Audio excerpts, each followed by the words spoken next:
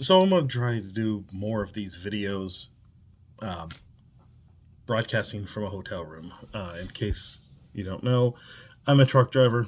I work out of multiple cities in Ontario. I used to do long distance trucking. Now it's just I'm what's called a floater. So I fill in for people who are on vacation or sick in Southern Ontario, for the company I work for, and I end up staying in hotels in various cities. Right now, I'm in Kingston, Ontario, and until I started this job, I don't think I'd ever actually been in Kingston, and I've been all around Kingston in a truck. I rarely explore in the places that I'm in when I'm working, just because it's really long hours. It's minimum of 10 hours a day, so I don't get much time to explore. But I do get to spend time in hotel rooms that all look the same, and it's all very comfortable for me. So when I'm away, I got a lot less things that I got to take care of when I'm off work, because my family is about 300 kilometers away at this point, and my store. By the way, I own a game store, and I pay for a lot of it. I just started in August, so a lot of the money comes from this job, and we run out of a small town called Allison, Ontario, and I enjoy it quite a bit. So this video, I want to talk about just sort of the upcoming releases of Magic, Pokemon, HeroClix, Sorcery, that kind of stuff. And before I get into that, I was just thinking about, why is there no Rudy in Pokemon? Um, I actually don't know. Okay, so I don't watch pretty much any Pokemon channels. The only one that I may have watched is Dirium's, but they were sort of Rudy before Rudy was Rudy. They were a Magic the Gathering channel, and then a bunch of things happened in 2015 ish with different individuals that were Magic the Gathering YouTubers back then, and a bunch of drama went down, and Dirium's decided they made just as much money focusing on Pokemon as on Magic, so their channel kind of went defunct. It's still there. You can watch the old videos, and that's where a lot of people learned how to open a game store. And then, of course, Rudy came along, and he continued that trend, and he mixed in some of the Magic the Gathering investment people talking about it on Reddit or other YouTube channels at the time. So Rudy became this nexus of discussing the TCG market, and he talks about Pokemon, and he talks about Flesh and Blood, and he talks about Sorcery, and he talks about other card games, and sometimes other collectibles. But as far as I know, there isn't a Pokemon version of Rudy. There's a lot of guys on YouTube talking about selling Pokemon on eBay or TCG Player or whatever, cracking packs, that sort of stuff. But I don't think there's anything dedicated in the way that Rudy is. But then again, there isn't another, Rudy on Magic the Gathering either, where he's he's put out a lot of videos, and he puts out multiple videos a day sometimes. And it wasn't always like that. At first it was like, once a week, a couple times a week, a few times a week, and then once every day, starting, I think, around 2018, late 2018, 2019, it started becoming every day for a bit, and then maybe there'd be some days where there was a break. But now, ever since, especially Magic, well, since the everyone's staying at home with the pandemic, and views shot up for Magic the Gathering, it became multiple times a day at the end of 2020, 2021, but that was infrequent. And ever since Magic 30th, it became sort of constant. And if you haven't checked out the channel, you're welcome. Go check it off of Investments. There's a lot of stuff to watch. I've watched every video. I don't know, maybe you think that's a waste of time. I don't. There's a lot of entertainment on the channel. I don't generally agree with everything Rudy says. I don't think that he would expect people to agree with everything that he says. He's just providing information. That's kind of how I view YouTube or any other, social network, broadcasting site, that kind of thing. If it's providing me information and entertainment, that's good. If it's not providing information, I'm not particularly interested in it.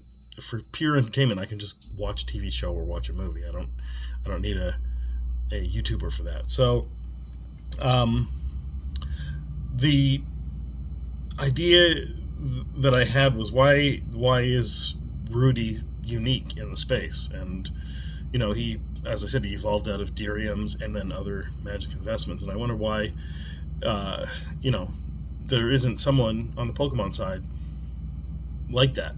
And it could be just the culture, because also there's no professor, as far as I know, on the Pokemon side either. And the professor is kind of unique. There's people that are similar to the professor, as in they often work with the professor, but the professor at Tulare Community College also seems to be unique, and right now he's Magic's biggest YouTuber. But I just wonder about that. So if you guys have any ideas, let me know, and I'm going to get into the rest of the stuff here.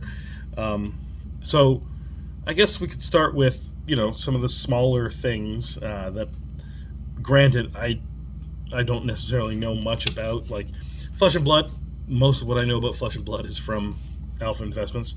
I recently opened up a box of Flesh and Blood, and it looked great. And I've played a couple games, and it's a really good game. It's a one-on-one duel, basically, and you have different pieces of equipment. And if you like that sort of thing, then Flesh and Blood is the game for you. I'm not really sure what kind of releases they're coming out for the rest of the year, but they seem to have changed the way they're putting out sets, where they're focusing on individual classes, because each of your champions is from a different class, whether it's assassin or an archer or like a big brute. They each have their own different ways of winning the game, different win conditions. So it's neat in that way too. There's an upcoming game from Kickstarter called Altered TCG, and I was gonna go get some of that, and I went through the process of being a brick and mortar store, pledging to them. But then they got back to me and they wanted a bank transfer, and as far as I know, that's not normal. Maybe it's more normal in Europe. They're in France. Maybe it's difficult for them to take. I can't see how it's difficult to take credit card payments. I mean, almost every other interaction I've had is with credit card payments with distributors or other direct manufacturers who haven't gone distribution yet. They seem to have no problem taking credit cards. I mean, anyone can start a Shopify store and take credit card payments. So I don't know why a bank transfer was necessary. And in any case, I've not really done bank transfers. It's not really a thing that I do. And when I was trying to do it on my banking, it wouldn't let me send US dollars from Canada to France. It wanted me to send euros, but they wanted payment in US dollars. So now I got to figure out the exchange rate, and I don't know. I wasn't all that keen on Altered TCG anyway. I mean, I understand the conceit that they have, that people like, in that you own the rights to a card that you open out of a pack, and then therefore you own the rights to print it, and you could trade those rights to someone else. It's interesting. And as I said to a friend, because there's a lot of other stuff in Altered TCG that are basically new things. And what I was mentioning to a friend, I'm like, what's the difference between a gimmick and innovation? Innovation worked. A gimmick didn't. And that's basically it. So either Altered is full of gimmicks, or they're full of innovation. And the person who created it is someone who has created some of the best games. Some games I love. I love Seasons. So I'd like to play a game that someone who created Seasons makes, but unfortunately it just didn't work out. The what they wanted and what I wanted wasn't the same, so I kind of bowed out. And I look forward to seeing whether it's successful or not. And I mean, it looks pretty. I mean, very colorful, very not Pokemon-esque, actually closer to like if League of Legends had a collectible card game. Then there's Yu-Gi-Oh! And I really don't know anything about Yu-Gi-Oh! I've bought a Yu-Gi-Oh! Collection or two, or I don't know. I've never liked the look of the Yu-Gi-Oh! Cards, and when they had a Yu-Gi-Oh! Set in HeroClix, and it was just really swingy, and that seems to be what the card game is too. And it seems sort of simplistic. Some people say there's some strategy in it. I don't know, but it just seems like it's all over the place, and it's not really for me. But I have one booster box that's open. No one's ever come in and bought. Okay, maybe one person bought one pack of the booster box, so it's not something I'm really carrying. Star Wars Unlimited came out recently, and now there was a big package that the distributor, Asmodee, was kind of not pushing, but suggesting in email to the different stores before it came out. Like, here we have this package if you want to carry it in your stores and promote it to your customers, so that it'll be here when on release date, so that people can hit the floor running. And I didn't bother getting in on it because my store's small and new, and no one had mentioned that they wanted to play a Star Wars game. And while I like Star Wars, I'm still kind of iffy on games like that. I used to play, the old Decipher games, Star Trek and Star Wars, and I don't think they were particularly good games. I like the IPs, but IPs can be revoked, or essentially revoked. If you look back on an old video I did of Babylon 5, the card game, it basically stopped being made because Warner Brothers, I think it was Warner Brothers, wanted more money for the license, and the game company that was making the card game couldn't afford that because the card game wasn't, it wasn't as successful as it may seem. Just this is during the 90s when there was lots of card games and everyone thought card games are always successful, and then they all failed. And that's pretty much why Babylon 5 seems to have failed. They couldn't afford the license was pulled, no more game. So that can happen to anything that has a license. So just keep that in mind with any sort of game that you're playing. But I mean, it's fine because you get whatever sets do come out and you get to enjoy playing the game. Just don't think of it as this is a long-term investment. This is a game you're going to play, and if when you get out of it and you're not interested in playing it anymore and you want to sell your cards, hopefully you can get something close to what they're worth. But that's not really a guarantee in any other hobby. But it is something, again, on Alpha Investments that Rudy talks about a lot, because he wants people to have the same opportunities that we had when we were younger, that the things that we bought when we were kids somehow turned into being worth lots of money, and they could, you could basically get the money back that you put into it and more, and put down payments on houses and stuff like that. But that is not something that one should expect. That is just a happy perk that none of us thought was ever going to happen when we were playing Magic the Gathering in the 90s.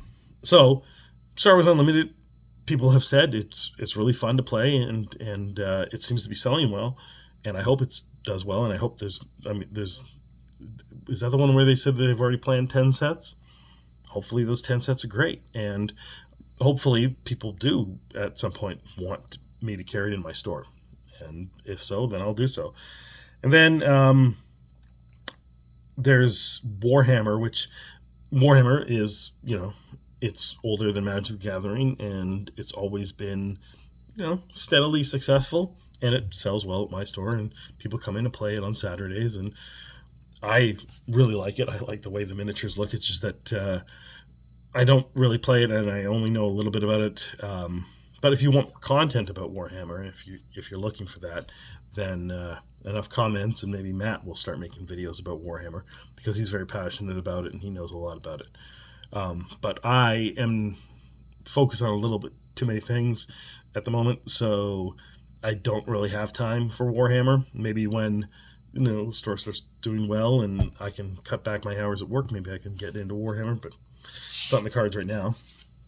Now, what is in the cards for me is sorcery, and that for me is a passion project, because ever since it was 2020, late 2020, Eric Olafson started a Facebook page, and I found it randomly while I was a snowplow driver, and there were long periods of doing nothing, so I found this Facebook page, and some guy was making a new card game, and it felt like 1993 again, and I wanted to get in as much as I could, and I did. I backed the Alpha Kickstarter, and then when I opened a store, the first well, not the first thing I did, but as soon as I could, I got in to the distributor that was putting it in Canada and got as much of it as I could afford in November, and it did quite well for me. It sold quite well, and I've made a video about should they have more than one set a year, because it sold really well in December. But now there's, I have some, but most stores have none and have no more to sell, and sales have kind of slowed from what I can tell. I don't know if it'd be interesting to see if they've also if they've slowed at Team Covenant, and we'll see how much they've slowed when Alpha Investments does his second sorcery wave. He's got some more boxes coming in very, very soon, and he'll sell them, and then we'll see if it did as well as December, and maybe it's just me. But there's a lot of stores that are complaining they don't have any sorcery to sell. I'm like, well, but it's not really moving as quickly as it was in December, as far as I know, or late November when it came out. But I'm really excited about this. There's a smaller set based on dragons. I don't know when that's coming out, but King Arthur apparently is coming out October, November-ish, and the cards that have been spoiled so far look amazing, like always, and I look forward to playing with King Arthur cards. And I see it as similar to Arabian Nights from Magic the Gathering, that it's the first expansion that is in a main set, and much like Arabian Nights, except that this is King Arthur, and they're in the same vein. They're both this cultural mythology, and they're not necessarily historical, but they're quasi-historical and mythology as well. And so I see King Arthur as sort of sorcery's version of Arabian Nights, and lots of people are excited about that, and lots of people are still passionate about sorcery, despite maybe box sales are slow because there's not a lot of people that actually at this point know about sorcery. So there's not that many people that need boxes. People need singles, and I think the singles sales, someone messaged me saying that EVE had dropped, so that might suggest that single sales have cooled off a little bit too. I don't know. Let me know if you know anything about it. There's Lorcana is the next thing, and I didn't get any first chapter, and then I did get some first chapter at the same time I got Floodborn, and then the market seemed to have cooled over Christmas, and nothing seemed to sell. And then I sold the first chapter boxes, but sold 0 Floodborn basically. And then I did a box opening of Floodborn, and I like Disney. Everybody likes Disney. It's just not a card game for me. Inklands came along, and people were very excited about that. People came in and bought boxes of Inklands and booster packs of Inklands, and I managed to get 2 of the playmats and sold it to someone who was looking for them. I'm not even sure why I ordered the playmats, but I did get them, and I sold them for basically MSRP instead of whatever the jacked up prices on eBay were, because I want people to come into the store and play Lorcana, because the more people that come into the store and play, the more the store can grow, and then I can get to a larger space. And that's kind of the reason to have a brick and mortar store. I mean, besides the fact that it's difficult to get product from distribution if you're just purely selling online. But again, the brick and mortar store is because you want the social aspect of owning the thing that's selling these card games, and I do want that. And I want to sell online too, but I mostly want the community. Let's see. There's also Pokemon, and again, I'm not particularly familiar with Pokemon, but familiar enough that in the way that everybody's familiar with Pokemon, and it's been up and down. And from what I understand, it's because Pokemon has these cycles where people really, really want the stuff, and then Pokemon doesn't make enough of the stuff, and then people don't want the stuff, and Pokemon makes too much of the stuff, and it seems planned. But at this point, like they're doing it on purpose. Like, oh, we know people will want this, but we're not going to make enough. And oh, nobody wants this, but let's just make too much. I don't know. That just seems to be the way that Pokemon is, and now I think we're hitting another one of the cycles where people are going to want Pokemon. It seems that people are very excited for the upcoming set, Temporal Forces, and they were quasi interested in the previous set that just released earlier in the year, Paldean Fates. But 151, people seemed, eager for, and then kind of, didn't seem eager anymore. I don't know. I had some bundles. They sold out really quickly. Then I bought some individual boosters because I didn't have booster boxes, and it was like you could buy 36 boosters from the distributor, and it took a while to sell those individual boosters. Let's see what else. There's I guess in May, Twilight Masquerade. Actually, there's almost no information on this, and unlike these other things that I'm going to be talking about, it doesn't seem like there's a 2024 release schedule for Pokemon. Like they're going to surprise us later in the year. Maybe that's a usual thing for Pokemon. I kind of prefer to know what the whole year is going to look like to plan for it. Even before I own the store, I kind of preferred that. Because I pick and choose things. I'm not going to get this just because this is the newest thing out. I want something that has good flavor. And this Twilight Masquerade that's coming up in May could very well have that flavor. There's no information on it. I think there's an image that I saw in one of these articles, but I don't know whether they made the image because they have nothing to work with yet. But it suggests to me, anyway, the idea of a masquerade party with Pokemon characters. And what I do like about Pokemon, and I'm excited to open up some Temporal Forces boxes when they come in later this week. I want to do a box opening on the weekend. Matt will probably do a box opening. I really like the really blingy cards. I don't really care about the value. They just look really nice. And I'm thinking with the Temporal Forces, they're going to look awesome. I mean, with the Twilight Masquerade, just the idea of, different things within the Pokemon universe wearing masks at a party. I can just imagine what those cards will look like. So I'm looking forward to that set. And I don't think I've actually ever looked forward to a Pokemon set. I've watched different people talk about upcoming Pokemon sets. I'm like, fine, whatever. I'm not that into Pokemon. So now, I guess I'll talk about HeroClix, although there's not that many people these days that talk about HeroClix, and I made a video about why you should play HeroClix. You should check that out. And I'm hoping at some point more and more people will get back into it, that post-pandemic it'll recover from the idea that we couldn't, most people don't want to play it online, so therefore there wasn't a way to play it for a long time. And now, WizKids is doing, organized play events, and they've been increasing that, and, they're going to be at conventions and that kind of stuff. So we're getting back to 2016, 2017, when WizKids was actively involved in HeroClix, and for something that, is not a very popular game, it hasn't ever been the most popular, but it was popular enough that Derium's, again, that card store, back in 2014, 2015, they would make videos about HeroClix, or at least, they would show their HeroClix product and talk about HeroClix. In a way that no one else has since, and that's because that was sort of the peak of HeroClix, was probably 2016-ish, I think. But, they've stood the test of time of 25 years, and they survived the pandemic, so, and 2008 nearly killed them, but WizKids came in and bought it, so I think we're safe with HeroClix, and I'm looking forward to more, and it's just gotten better and better.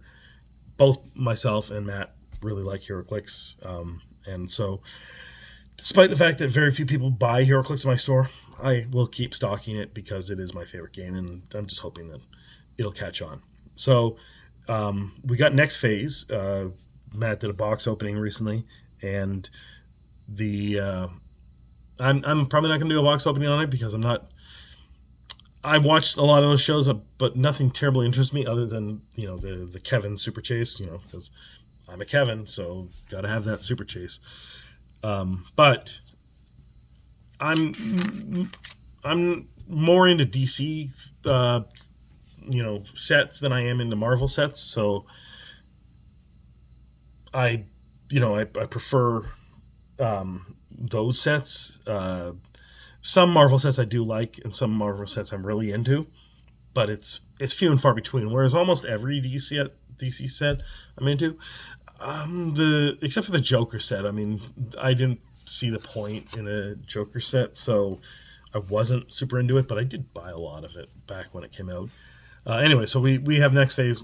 It's out on the 20th. That's its release day.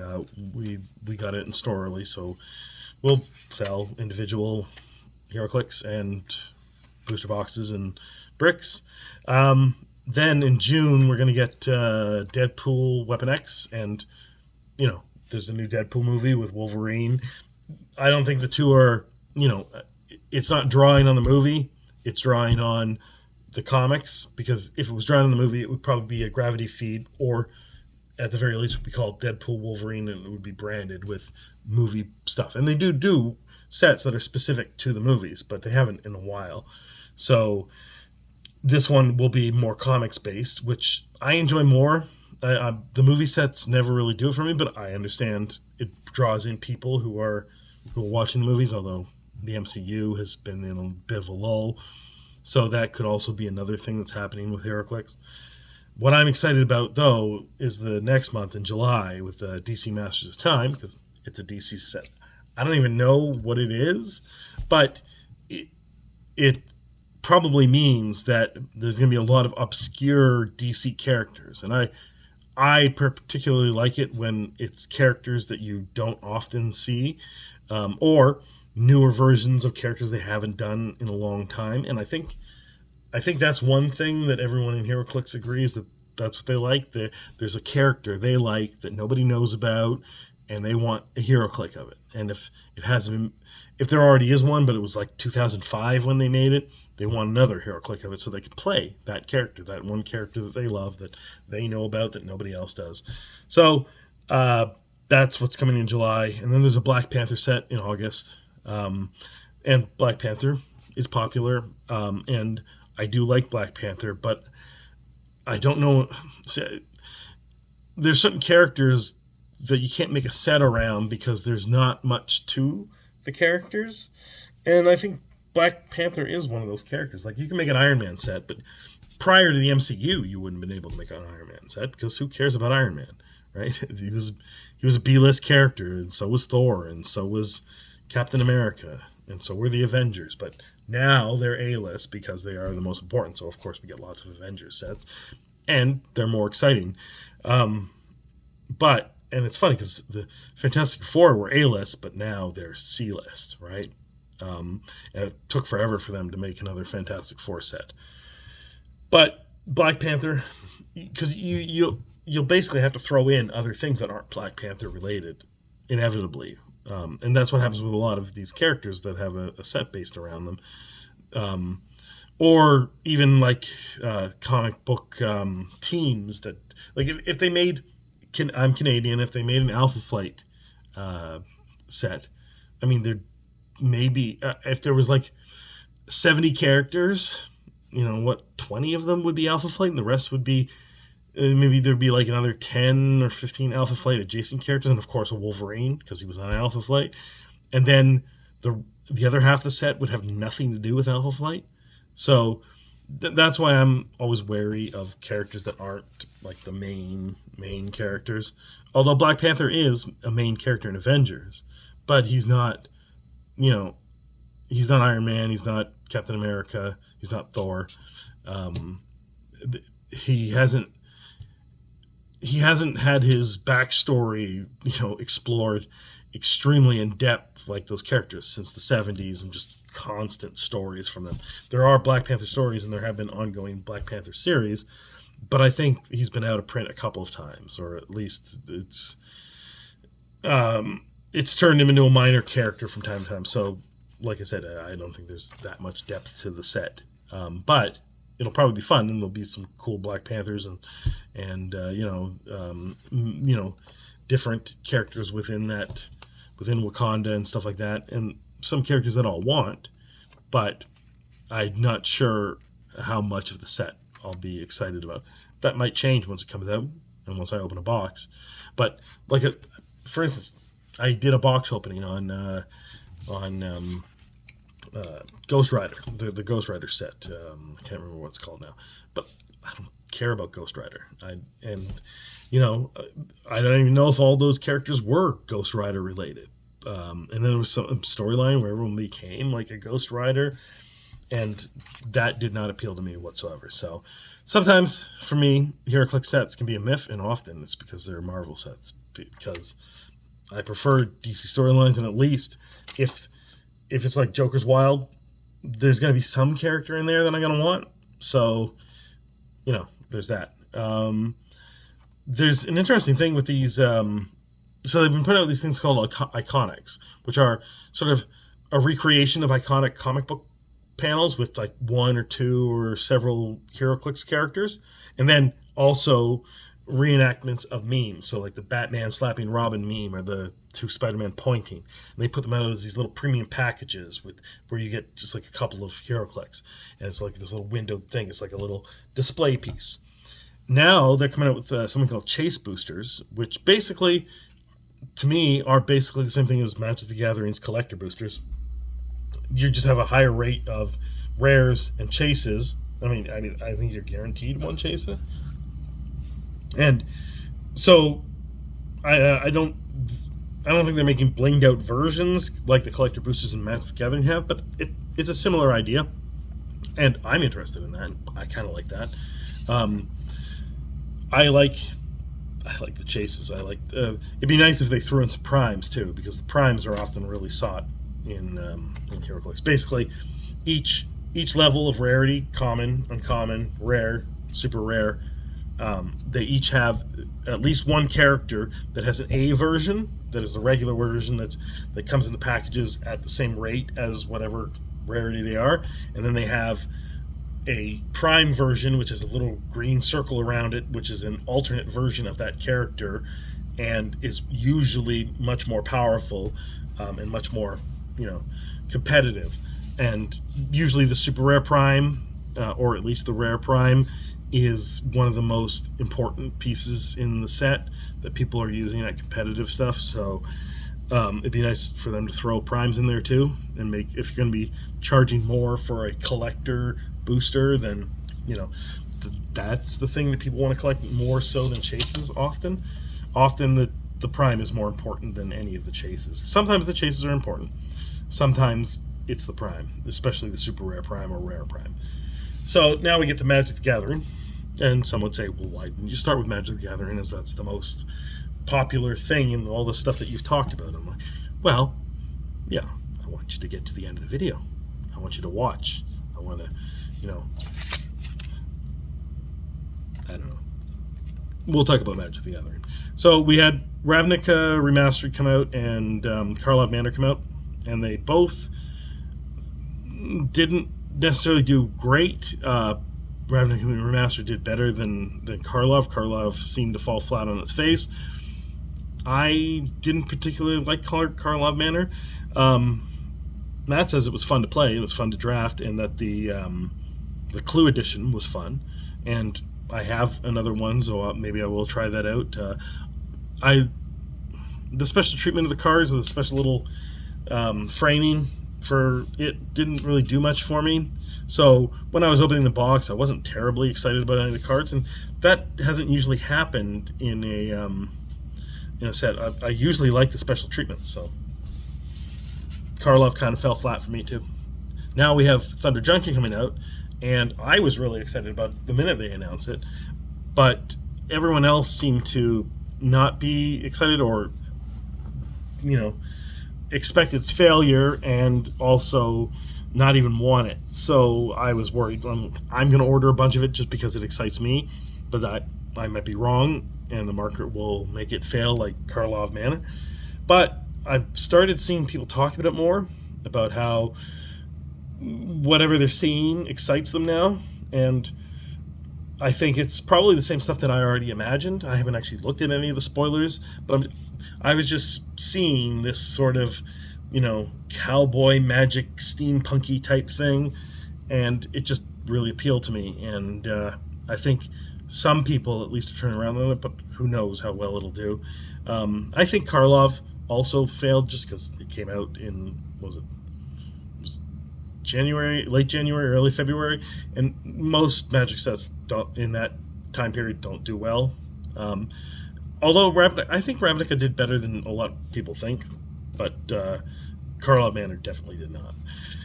Um, then there's Modern Horizons 3, which is super expensive, and you'll see old videos about me talking about whether Commander Masters was going to destroy my brand new store. I spent a lot of money on Commander Masters because I was expecting to do really well, and it didn't. And it took a long time for me. I've moved through pretty much all the product by this point, so it didn't really harm me. It took a while to recover funds to then bring in other product that people actually wanted. So I'm wary about Modern Horizons being the same thing, especially given that Modern Horizons 2, I liked Modern Horizons 2 and I liked all the fetch lands and stuff like that. But it then became overprinted because of it was a victim of its own success, and then it's been sitting on shelves for a long time, and I don't want Modern Horizons 3 to sit on my shelf. So I'm basically doing the minimum amount of order. Basically I'm spending the same amount as much as I would on a standard set, but it's like twice as expensive or 3 times as expensive. So I'm getting, half, a third as much as in boxes that I would normally get.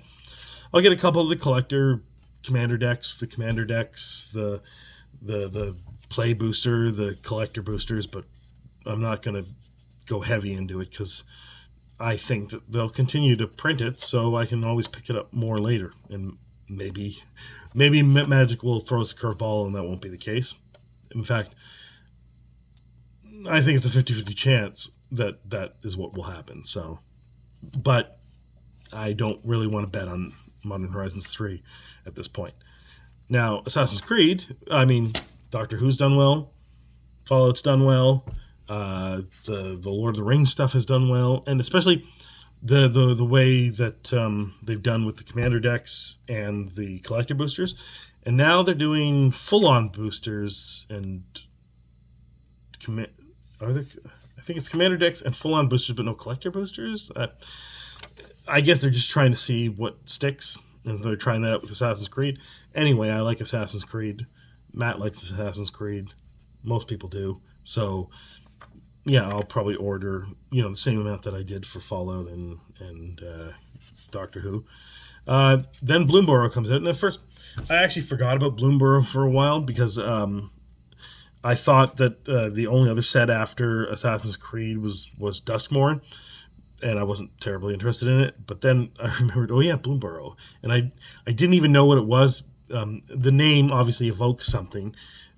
And then, it's talking animals. I'm like, well, of course you have to order a set like that. Everybody is going to want a set like that.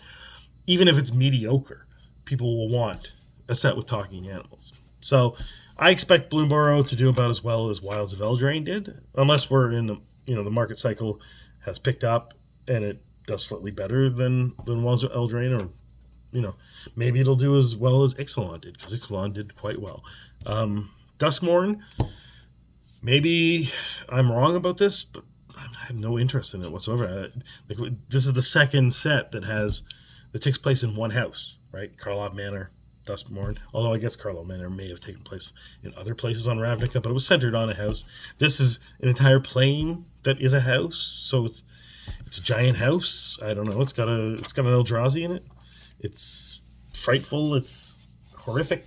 It's clue related, I guess, sort of, in the way, Karlov was a mystery, and mystery is adjacent to horror. I don't know. I don't know anything about Duskmourn, and I'm not sure that I'm that interested in it.